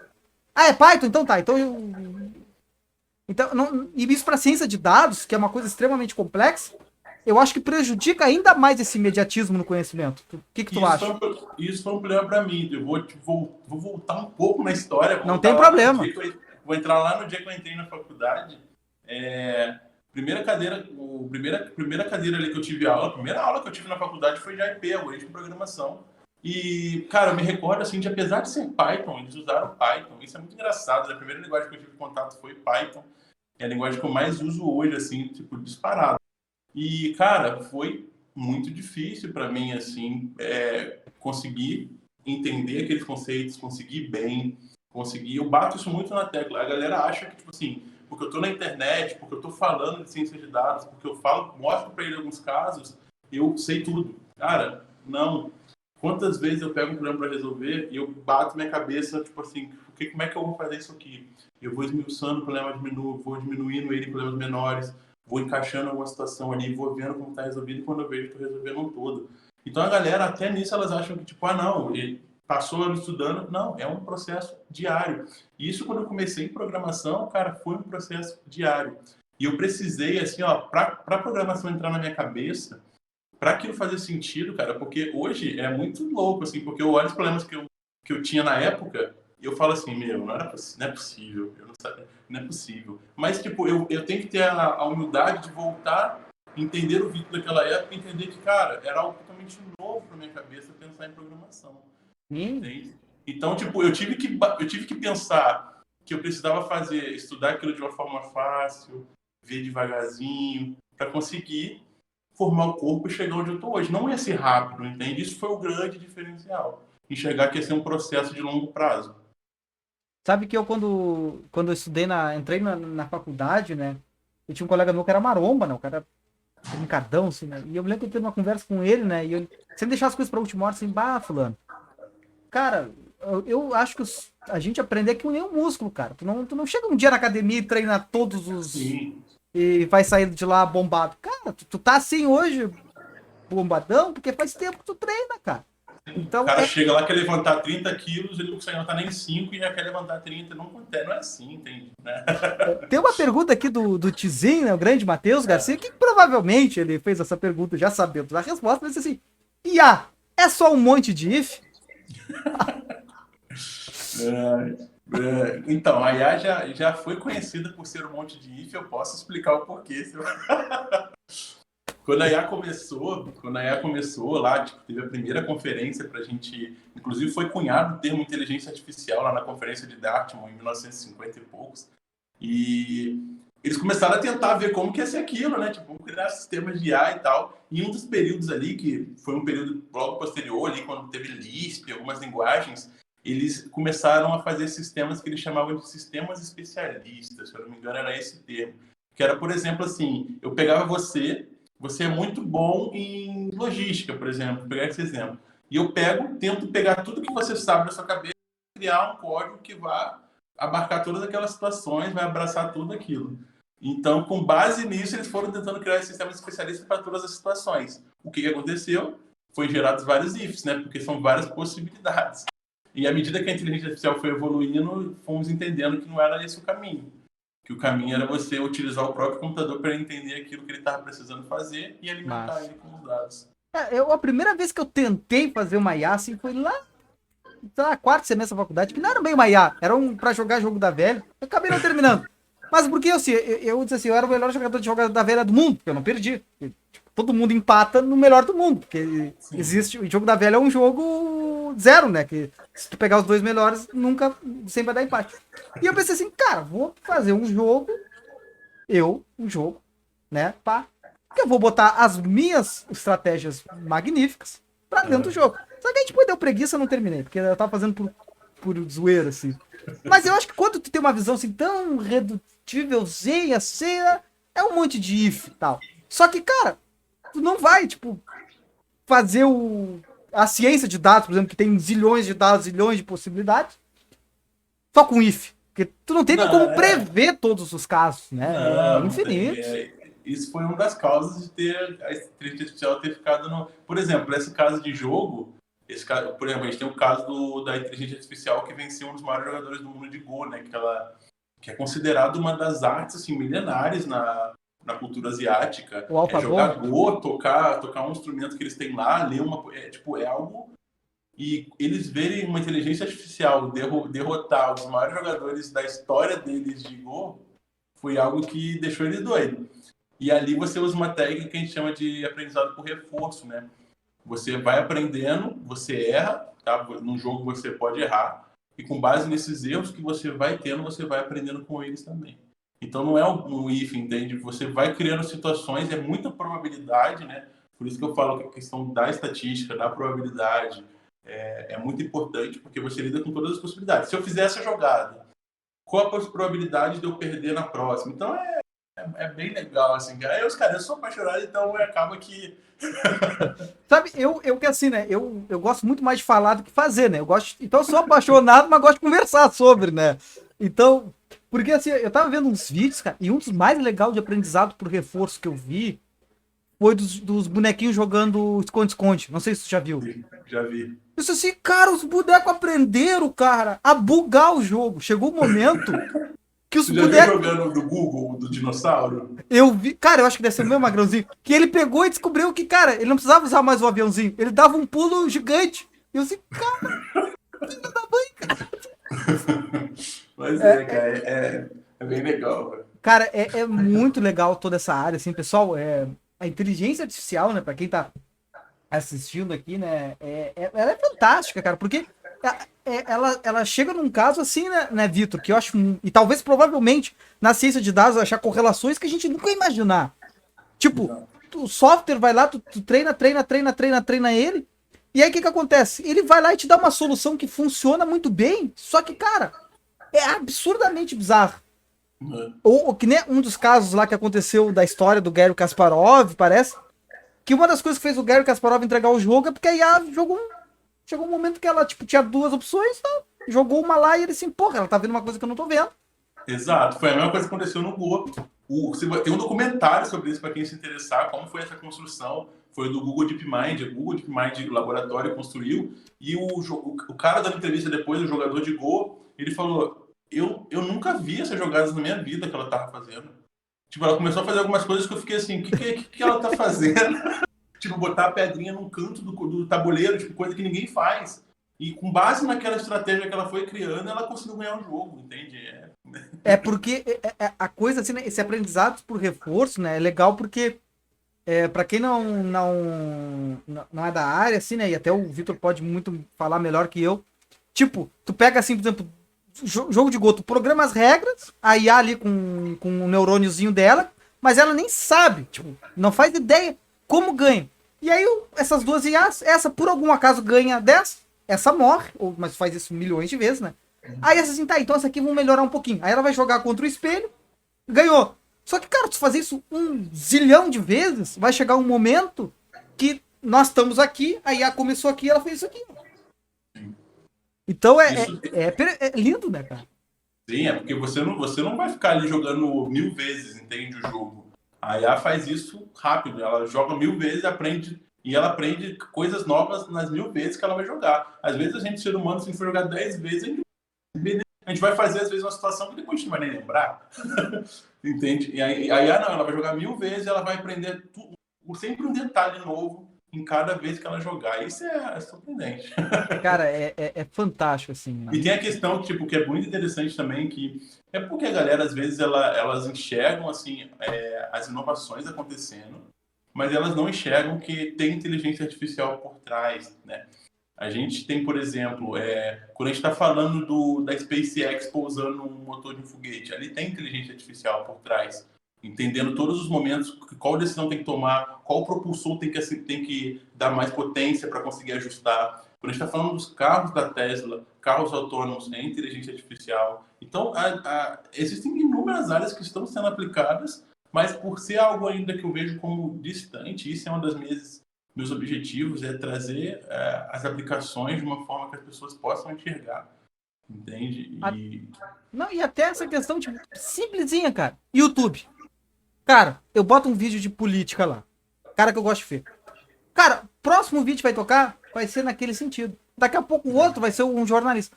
Música. Agora a música é o seguinte, cara. Eu boto pra tocar lá, gosto de escutar aqui de Pelotas o Sente o Clima Samba Clube. Baita. Aí eu boto tocar. Aí esse cara tá escutando isso aí. Bota outra música. Só que assim, cara, tipo, se eles fazem um cover de uma música, olha só, isso eu acho muito legal. Eles não botam tocar depois a música original. Porque, pô, se eu fazer uma comparação de nome, vai ser a coisa que vai mais bater. Não, eles já botam ali. Aí daqui a pouco vai mudando. Se há uma transação de estilo, eles vão mudando devagarinho, cara. Tipo, é uma coisa que, cara, parece que não, mas isso é uma IA também. Não tem um if lá. Se Juan estiver escutando. Cara, isso é uma IA também, que aprendeu os gostos do cara. Sim. E a inteligência artificial, eu vejo assim que o que torna ela confusa às vezes é que, por exemplo, às vezes eu vou falar sobre inteligência artificial, aí o pessoal, pô, mas inteligência artificial, machine learning, qual a diferença? Tipo, então acaba sendo um pouco confuso às vezes você entender, tipo, que a inteligência artificial, ela é um guarda-chuva e dentro desse guarda-chuva a gente tem essas sub-áreas. Por exemplo, dentro da inteligência artificial a gente tem o machine learning, dentro a gente tem deep learning. Então, as áreas elas estão se encaixando ali. Muito, eu sempre gosto de dar o exemplo da questão do teste de Turing, né? Quando a gente fala do teste de Turing, como é que as áreas elas se encontram. Se eu virar para você agora e eu quero saber se você é um humano ou não, e eu te faço uma pergunta, qual é o seu nome? A primeira coisa que você tem que ter é a capacidade de entender que eu estou te perguntando qual é o seu nome. Se eu te perguntar em russo, talvez você não entenda. Se bem que você deve saber até russo, né? Não, não, não, não. Então, a primeira coisa é essa capacidade do processamento da linguagem natural, que é uma área da inteligência artificial. Essa capacidade de ouvir e entender o que está falando. A outra é você receber a pergunta, você raciocinar e você ter a capacidade de responder. E também é uma outra área. Então, tem outras, visão computacional para você ver, robótica, aprendizado de máquina. Então, a inteligência artificial é um guarda-chuva. Aí dentro estão todas essas sub-áreas aí. E o que a gente tem hoje, assim, né, na área, vamos pegar 2 pontos, ciência de dados e inteligência artificial. Vamos começar do mais generalista, inteligência artificial. O que a gente tem hoje como estado da arte? Tipo, tu olhar assim, cara, isso daqui. Até pouco tempo atrás falava do Watson jogando Jeopardy, né? O que assim, tu hoje vê assim, porra, isso daqui hoje é o que a gente tem de mais show em inteligência artificial. E também pra ciência de dados depois. O que pra ti é? Cara, eu acho assim, ó, eu acho que o que a gente tem mais inovador, e eu acho que as pesquisas elas estão andando nesse sentido. Primeiro, quando a gente está falando de inteligência artificial, não importa se a gente está pensando em ciência de dados ou inteligência artificial, a gente precisa de uma grande quantidade de dados para, a partir desses dados, o algoritmo ali que você está desenvolvendo, um sistema inteligente, ele aprender os padrões e, com base nisso, ter uma resposta. E isso requer uma grande quantidade de dados. Então, uma área que está evoluindo demais é a capacidade, é você conseguir fazer o sistema inteligente aprender com poucos dados. Tá? Você tendo poucos dados. Porque um grande problema do mundo é a falta de dados que a gente chama de dados rotulados. Que é, por exemplo, quando você deu um exemplo da questão das pessoas do tratamento com Alzheimer. Tá? O que seriam dados rotulados? Eu ter um exame de 100 mil pessoas que tiveram e não tiveram Alzheimer, e lá no final eu tenho um 0 para a pessoa que não teve e 1 para a pessoa que teve. Eu teria, nesse caso, um problema de classificação. Eu aprenderia, com base nisso eu diria se ela tem ou não Alzheimer. Essa falta de dados rotulados para a gente treinar os algoritmos e, com base nesses algoritmos treinados, ele viu os resultados e tentar predizer algo novo, esse resultado, isso é um problema, porque a gente não tem muitos dados rotulados. Então, a área que, tipo assim, é o estado da arte que a gente está tentando avançar é a questão de aprender com poucos dados, tá? É o que a gente está evoluindo. Há pouco tempo atrás, teve o grande boom do Deep Learning, né? Que foi o grande boom, assim, da sub-área Deep Learning, que cresceu demais e permitiu muitas coisas, né? Em visão computacional, uma crescente da área muito grande. tá? Nesses reconhecimentos faciais, na questão dos carros autônomos. Então, eu diria que esse é, assim, o que a gente está buscando hoje, aprender com poucos dados. Massa, massa. Então, porque, né, chega um momento, né, que quando a gente vai trabalhar com poucos dados, tem a possibilidade de tu criar uma IA viciada, né? Tipo, uma IA muito genérica, não, muito específica para um determinado caso. Então, Sim, ela treinou, a gente chama de overfitting, né, no caso. Tipo, ela aprendeu muito aquela situação e qualquer situação que fuja daquilo, ela pode estar viciada e dar um resultado que não é condizente. show, show. Mas assim, Vitor, eu vejo que tu tem vários livros aí, né? Mudando um pouquinho de assunto, né? E vamos não encaminhando para o final, mas né, já para a segunda metade. Começando. Começando agora. Então, o que é ciência, doutor? Aí, voltando. Eu vejo que tu tem. Um cara que gosta de ler bastante, é um cara que tá sempre se informando, tá produzindo conteúdo muito legal. Assim, ó, a pessoa, cara, se formou numa área bem distante, ou tá no ensino médio, eu tenho bastante alunos no ensino médio, ele quer começar a entender ciência de dados. Assim, eu gostei da live, tô gostando de conhecer o Vitor, além de se inscrever no teu curso, que tu pode aí fazer o merchan que tu quiser, o espaço é todo teu. Mas ele quer um cara autodidata, uma pessoa, um cara, uma mina, uma guria autodidata, quer começar a ler, quer começar a aprender. O que tu recomenda assim, tia? Lê esse livro, ou assiste isso, ou faz isso assim para conhecer um pouquinho mais. O que tu recomendarias? Então, quando eu comecei, tá? Quando eu decidi que eu ia trabalhar com dados, a grande barreira assim foi quando eu pesquisava no Google ciência de dados, além de ver lá que era a profissão mais sexy, mais sexy, né, que os professores da Harvard falou, falei, então é o meu lugar, então. Tô brincando. Eu fiquei um pouco assustado. Apesar de já ter uma bagagem, tipo, já tinha feito as cadeiras de cálculo, já tinha uma bagagem dentro da computação, eu fiquei um pouco assustado pela quantidade de áreas, tá? De áreas que eu digo matemática, tipo cálculo, estatística, probabilidade, computação. Então, quando você vai vendo, você fala, eu vou ter que ler um livro desse tamanho para cada matéria para entender.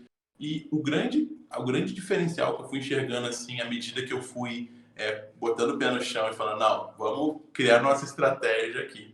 E eu sempre falo para a galera que tudo que eu faço, eu escrevo, eu documento. Eu estudei alguma coisa e falo, isso aqui não é importante. Por quê? Por causa disso, disso, disso. Isso aqui é importante por causa disso, aqui eu posso aplicar aqui. Então, eu documento toda a minha trajetória. Legal, E hoje, como, tipo, passando todos esses anos, eu diria que primeira coisa, você não precisa, isso a galera, tipo assim, eu tenho certeza que muitos vão bater nessa questão, mas eu diria que você não precisa ter conhecimentos avançados para você começar, sim. tá? Você precisa ter o direcionamento de saber exatamente onde você tem que focar para, a partir do primeiro passo, você evoluir cada vez mais. Eu digo o primeiro passo, você não ficar ali estudando eternamente, mas você já começar a produzir, você começar a entregar suas primeiras coisas. Eu acredito muito nessa questão de você vendo eu sempre falo, né? Trabalho, dedicação e recompensa. Você vê a recompensa é algo que vai te animar a continuar. Aí você vai avançar nos estudos. Então, foi por isso que eu vou fazer o merchan agora. Dale, pode dar. Eu desenvolvi eu fiz o e-book, né, que é o guia do método Voyage, que é um método que eu coloquei o nome que eu criei, que é um método mesmo de ensino para aprendizado para ciência de dados. Que ele te mostra lá, por exemplo, o primeiro módulo, o primeiro estágio do nosso foguete é programação. Aí você vai falar assim, mas pô, tudo de programação? Não, eu separei 5 conceitos de programação que são essenciais para você começar, tá? E a partir disso você vai para um módulo de estatística, aprende os conceitos importantes, vai para análise de dados, aprende os conceitos importantes, faz um projeto, entende? Então é tudo baseado. Eu sou muito, eu fujo muito da pessoa que fala assim, não, a teoria não é importante, só a prática. Eu acredito muito na junção entre a teoria e a prática, muito. Eu acredito que a teoria ela te dá uma visão assim mais ampla da situação. Então o método Voyage é todo baseado teoria, prática, projeto, teoria, prática, projeto, teoria, prática, projeto, em todos os módulos. E o livro que eu recomendo lá no Método Voyage, lá tem 5 livros recomendados. E o primeiro que eu recomendo é o Data Science para Negócios, assim, ó, de longe. Por quê? Porque o mais difícil quando você está começando não é você entender estatística, programação, cálculo, mas você entender o que é esse tal de dado. O que é dado? que que as empresas estão usando isso? Onde que as empresas estão usando isso? Então, você criar esse pensamento, essa ideia, vai facilitar depois no entendimento dos problemas que ela vai receber. Na hora que ela receber o problema, ela já vai dar aquele estalo assim, falar, putz, eu já vi essa situação, eu resolvo por aquela forma, porque eu já vi isso em algum lugar que é assim. Então, eu recomendo demais você criar primeiro essa maturidade de entender o que são esses dados, como que as empresas estão utilizando isso, como que isso vai mudar o mundo, como isso tem mudado já o mundo. E a partir dessa leitura, você pega lá o Bootmap, ele é gratuito, tá? Ele é um material gratuito, ele foi feito aí com carinho mesmo. Foi feito bastante, eu estava até te falando, foi bastante downloads que foi feito, me surpreendi Massa. demais. Faz o quê? 2 semanas que eu lancei, 2, 3 semanas, foram 1000 downloads. Onde é que tá disponível, desculpa? Então, hoje ele está disponível, tem um site que é o victorbarros.com/método-voyager, tá? E no link lá no Instagram também tá lá. E ele te dá esse caminho aí, tá? Para você entender o que você precisa estudar, não de uma maneira assim, desesperada. E ele une todos os conceitos de uma etapa mesmo de um projeto, tá? Desde a parte de análise até a entrega final, que é o deploy. Então é bem legal, bem interessante para quem está começando. Até postei aí no chat aí, pessoal, em todas as redes aí, o victorbarros.com. Entra lá, procura pelo método-voyager. Método-voyager, né? E, cara, e dizer que assim, né? Eu tenho essa vontade de um dia escrever um livro e vejo assim, já é bom tu tá me inspirando aqui, quem sabe um dia escrever. É que assim, né? O problema é que eu sou muito, que nem te falo. Aqui tá. Se eu ligasse, eu acho o gravador ali, ficasse falando, tchê, saiu uma enciclopédia. Mas na hora de sentar e escrever, bate aquela dorzinha, uma preguiça. Mas esse método que tu achou, me parece assim, né, do teu ponto de vista, tu teve um trabalho de escrever o livro, mas ele deve ter fluído natural pra ti, porque como tu já registrava tudo, sim, eu acho que foi uma coisa meio natural pra ti, assim, não, ou não? Foi bem natural, foi bem natural. Eu nada mais fiz do que pegar todos os materiais que eu tinha anotado e acrescentar, porque muitas das coisas que eu escrevi foram escritas em momentos que eu estava apenas estudando, né? Eu estava focado em estudar e aprender. Então, eu só fui revisando tudo aquilo, colocando ali umas pitadas de situações que eu vi no mercado e vendo o que era importante ou não. Porque tem muita coisa que, às vezes, a gente vê e não é importante, sabe? É algo que você pode deixar um pouco de lado. Se você precisar daquilo, você estuda. Você tem que focar em aprender e já começar a ter os resultados. Porque é isso que vai te dar o ânimo, entende? Aí a galera me pergunta assim, mas eu tenho que ter faculdade para fazer isso? E eu falo que não precisa, sabe? Não precisa mesmo. Hoje em dia, eu estava falando isso com a Larissa, eu abri meu YouTube ontem, né, de tarde, eu falei assim, vou ouvir uma música no YouTube. Aí eu abri aqui, aí apareceu aqui o primeiro vídeo aqui, ao vivo, uma aula tá acontecendo a aula de Deep Learning do MIT, ao vivo. Massa. Então, acesso à informação hoje você tem, assim, muito fácil. Basta você pegar aquele conhecimento que você precisa ter, aquilo que você falou, gerar informação, conhecimento, sabedoria. E é isso que a gente faz ali no curso, né? Agora a gente abriu a primeira turma. Estou muito feliz com isso, muito feliz porque eu tenho certeza, é aquilo, eu gosto muito de, eu estava até comentando isso, eu gosto muito de ensinar e ver que aquilo está sendo usado para a pessoa evoluir, sabe? Isso é assim, é a minha maior felicidade é ver que a pessoa está evoluindo com algo que eu acrescentei ali na vida dela, que eu mostrei para ela que era possível. Então, ter essa possibilidade agora das pessoas entrando ali, eu fazendo tudo que eu puder mesmo, assim, para ajudar, para direcionar e para ver elas obtendo sucesso, vai ser algo assim grandioso para mim. Então, que eu acho que acredito que é algo que exatamente você sente sendo professor, né?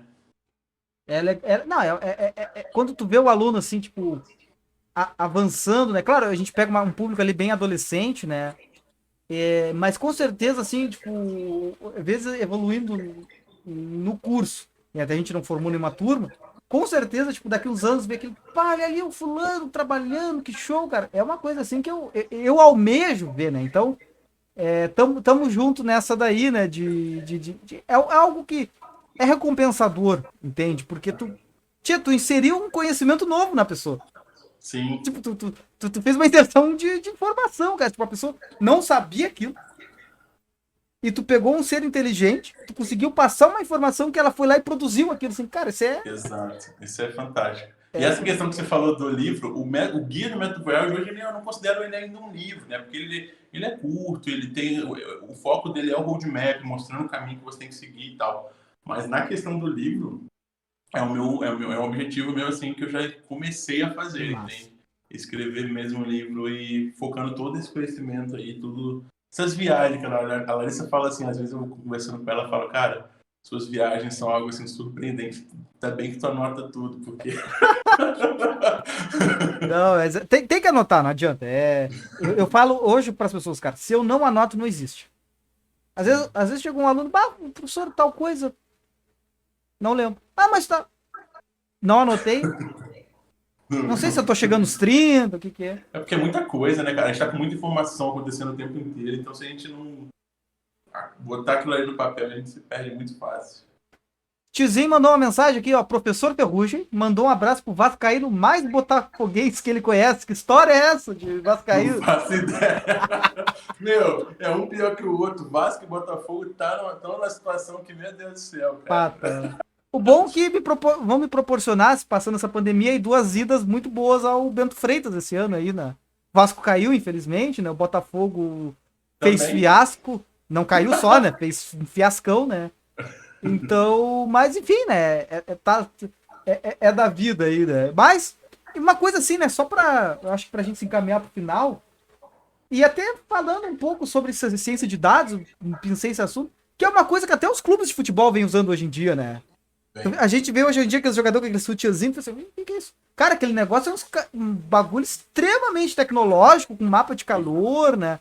Não sei se tu já acompanhou alguma coisinha no mundo dos esportes, o que tem sendo utilizado, ciência de dados, o que tu já Acompanho viu? bastante. É aquilo, eu gosto muito de entender como que está sendo usado, justamente para que eu possa transmitir isso de uma forma mais prática, né? Porque quando a gente está ali no campo da teoria, explicando conceitos, é algo que as pessoas às vezes falam, meu, não tá entendido. Mas quando você, às vezes você coloca no futebol, você coloca no que a gente está vivendo agora no método dos games, né? As pessoas cada vez crescendo mais esse mundo dos esportes aí, esportes eletrônicos. Então, quando a gente coloca nesse mundo e mostra para eles, dá uma visão diferente. E no esporte, assim, é algo assim que o primo da minha noiva, ele é piloto de kart, né? Eu vi falando com ele, cara, o Lewis Hamilton, toda vez que ele senta, que ele sai de uma corrida, ele senta e analisa todos os dados que são gerados na corrida. Qual curva ele perdeu mais, qual curva ele ganhou, por que ele perdeu mais, o que ele fez. Então, são todos os dados que são gerados. Seja na NBA também. O Liverpool, saiu uma notícia que o Liverpool, naquela temporadas ali que eles estavam no auge, que eles ganharam inclusive o Mundial de Clube, muita ciência de dados por trás para montar a equipe. Até aquela história que é real, né, do homem que virou o jogo, que mudou o jogo, tem um pouco disso Do também, beisebol. que foi do beisebol, né, que os caras... E Isso. aquilo é bizarro, tipo, os caras assim, não, quando ele faz a segunda tacada tem 3... Ali, porque tem um elemento de aleatoriedade ali, porque, pô, tu tem um taco, a Sim. bola e o jeito que o cara... Tu insere tantos elementos que, cara, ali vira um negócio meio que não um blackjack, mas também os caras que contam carta também, claro, é uma coisa muito pequenininha, muito pouco correlacionada, mas, cara, tem uns elementos... Opa, deu uma porrada aqui no microfone. Mas tem alguns elementos assim que, cara, as pessoas vinham fazendo isso, já acontecendo, e talvez não se davam de conta. E aí entra o computador E torna tudo muito mais rápido, né? E o homem que virou o jogo, ele é mais... os computadores não eram tão... O poder de processamento dele não era tão grande igual são hoje, né? Hoje em dia, cara, tipo... você deu o exemplo dos atletas. Hoje em dia os caras têm uma precisão de saber. Se o cara entrar nessa partida e jogar 15 minutos, ele vai ter uma contusão, entende? A parte fisiológica do atleta, ela tá sendo controlada assim, ó. Tanto que quando o cara fala, vai ser poupado, cara, tem que ser poupado. Porque se ele entrar, ele vai ter uma contusão. Porque os dados hoje, tipo, que são gerados, eles conseguem analisar, junto com um departamento especializado ali no assunto, são bem, assim, fidedignos mesmo, assim, bem reais. e tá ganhando, e vem ganhando, né? Na verdade, vez porque um começa a fazer, bom, vai se destacar, os outros têm que fazer.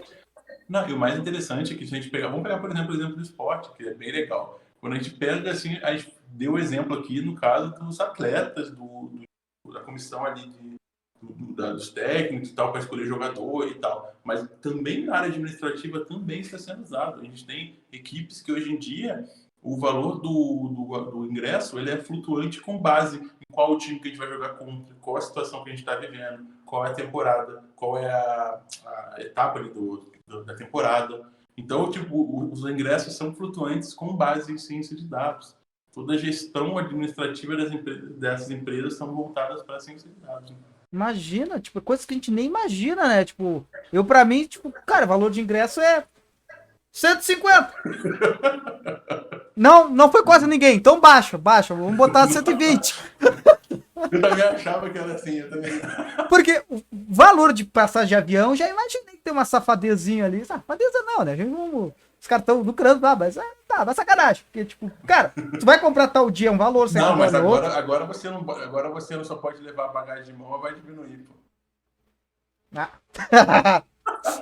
Aí, diminuiu bastante. Agora eu vou de avião pra Jaguarão agora ali. Né? Mas, Vitor, cara, tá muito bom o papo, né? Tá, assim, tipo, a gente tem que deixar aquele gostinho de quero mais, porque, cara, tem muita coisa. Ciência de dados é um termo muito gigantesco. Tu tem uma baita história gigantesca, um conhecimento gigantesco. Tu tá hoje começando a tua primeira turma. E aí, sim, né? Cara, e tá bombando aí nas redes sociais. Pessoal, quem não segue ainda o Vitor, bota lá o Victor Barros, segue no Instagram, Twitter e YouTube. Que mais tu fez até...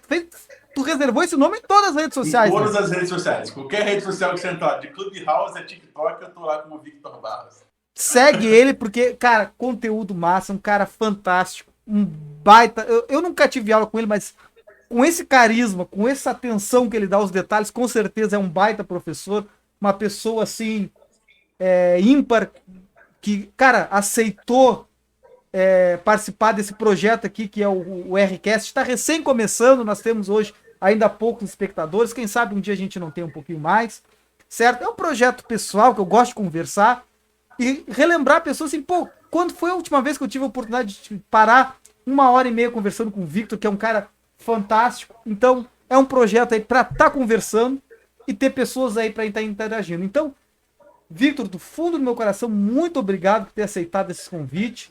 E deixa teu recado aí, faz o teu merchan, aproveita. Eu sei que somos poucos aqui assistindo, tu tem infinitamente mais pessoas aí te seguindo no Instagram, mas qualquer espaço aí tá bem-vindo, né? Então, para as pessoas te conhecerem mais, conhecerem o método Voyager, né? Eu tenho medo de confundir, falar um pouquinho errado, certo? Mas para conhecer esse teu trabalho que tá tão maravilhoso aí, tá contigo a palavra. Em primeiro lugar, cara, eu quero agradecer a oportunidade. Quando você mandou a mensagem no Instagram, eu não pensei 2 vezes. Falei, vai ser um prazer enorme falar com o Juan. Muito tempo que a gente não falava, a gente falava muito se encontrando no corredor da faculdade e tal. Então, falei, vai ser algo, nem que seja só eu e ele lá, vai ser algo muito bom. Então, vou estar lá com certeza. Quero agradecer a oportunidade de estar falando aí sobre essa área que eu gosto tanto, sobre uma área que tenho certeza que daqui a 2 anos esse vídeo aqui vai ter umas 50 milhões de visualizações, e aí tudo vai fazer sentido, você vai entender. É aquilo que eu te falo, a gente tem que planejar tudo no longo prazo, que a gente tem as vitórias maiores. Então, agradecer a oportunidade, agradecer a galera que está ouvindo, para conhecer lá o trabalho da Método Voyage. Você que quer se tornar um especialista em dados, baixa lá o roadmap, tem todo o guia que você tem que fazer. A gente tá com a gente já fechou a primeira turma para poder realmente criar esse pensamento em dados, mostrar os conhecimentos teóricos e práticos, mostrar por que é importante e cada vez mais formando pessoas que possam estar pegando esses dados que estão sendo gerados aí loucamente em informação, insight, em situações que serão boas para as empresas, serão boas para a humanidade, eu tenho certeza disso. Então, muito obrigado. Então tá, pessoal, muito obrigado. Então, novamente, Vitor. O Rafael hoje, lembrando, não pôde participar por problemas de luz na casa dele. Semana que vem, aí, se Deus quiser, ele vai estar de volta. Muito obrigado a todos vocês que estão acompanhando aí ao vivo. Se estiver vendo depois aí o vídeo no YouTube. Muito obrigado a todos vocês. Não percam o próximo episódio. Nós vamos conversar aí com Wagner Penny, né, doutor em ciência da computação, teve 6 meses na Inglaterra. Nós vamos conversar um pouquinho aí sobre essa diferença aí de culturas. Ele teve uns probleminha não probleminhas assim, mas questões do dia a dia de lá, como é que é o acesso à saúde, questões. Então vai ser uma conversa muito legal, um cara aí também extremamente simpático, carismático. Não percam aí nesse mesmo bate-canal, nesse mesmo bate-horário, quintas-feiras às 20 horas. E aí, de praxe, né, Vitor, bota aquela telinha do saída e aí a gente dá mais aquela papeada aqui entre nós, enquanto o pessoal vê o merchan aí da agenda semanal. Preste atenção, vai estar neste canto aqui, a agenda semanal, você vai ver agora aí na saída. Preste atenção, tem live show de bola. Já vou te antecipar, Vitor. Nós vamos ter conversa sobre 6 meses na Inglaterra. Vida de programadora com a Tamara, gente finíssima. Ensino remoto, saúde, educação, ensino remoto e saúde mental. Muito legal. Nós vamos ter uma conversa também sobre auditoria fiscal do concurso à profissão e também sobre cultura popular cotidiano com o pessoal do Fórum Conan, também com gente boníssima aí. Então, fiquem ligados aí nos próximos episódios. Muito obrigado, Estarei aqui. gurizadinho. Valeu, valeu. Tchau, tchau, gurizada. Valeu, gente. Tamo junto.